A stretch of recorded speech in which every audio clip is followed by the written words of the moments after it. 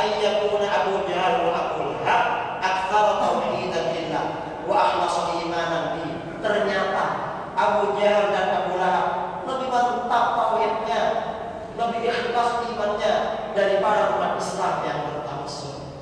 Karenanya kata mereka, Abu Jahal dan Abu Lahab berhak mendapat penghargaan tauhid. Umat Islam yang bertawassul dianggap syirik. Itu di kitab mereka. Jadi Wahabi ini mazhabnya Abu Jahal dan Abu Lahab.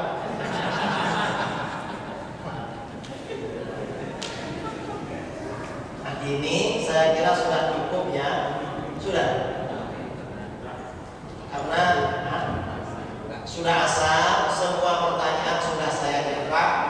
Kalau ada yang belum bisa ditanyakan kepada yang ada di sini. Karena ini hanya menjawab sebagian ya.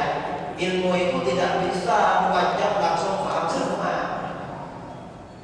Karena hadis itu bukan cuma satu.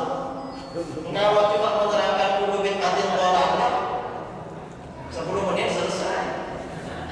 Ilmu agama itu hadisnya bukan cuma satu.